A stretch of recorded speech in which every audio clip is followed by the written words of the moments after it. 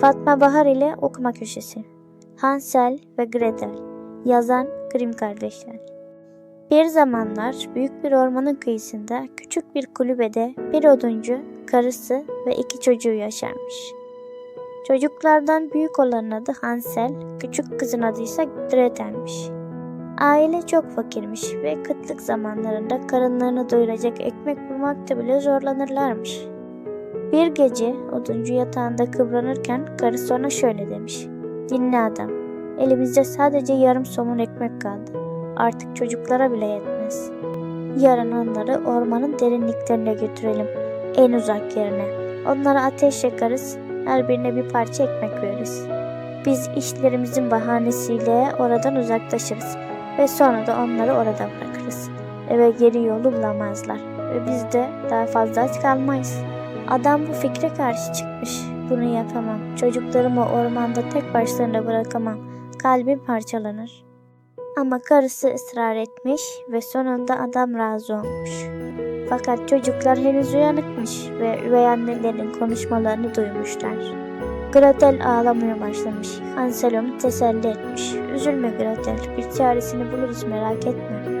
Gece olunca Hansel gizlice dışarı çıkmış ve cebine beyaz çakıl taşları doldurmuş. Sabah olunca anne ve baba çocukları ormana götürmüş.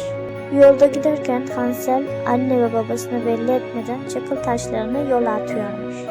Ormanın derinliklerine vardıklarında anne babaları bir ateş yakmış. Çocuklara birer dilim ekmek verip şöyle demişler: "Burada bekleyin çocuklar, biz odun keseceğiz." Çocuklar ne kadar bekleseler de anne ve babaları bir daha geri dönmemiş. Akşam olunca Hansel yola attığı taşları ay ışığında takip ederek kardeşiyle birlikte evin yolunu bulmuş. Babaları onları görünce çok sevinmiş ama üvey anne hiç memnun değilmiş.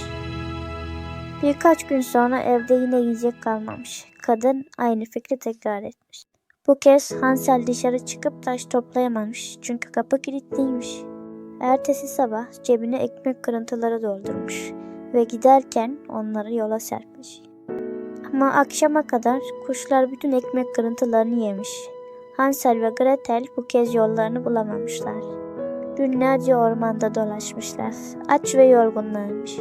Uzaklardan gelen tatlı bir kuş ötüşünü takip ederek şekerden, kekten ve pastadan yapılmış bir ev bulmuşlar.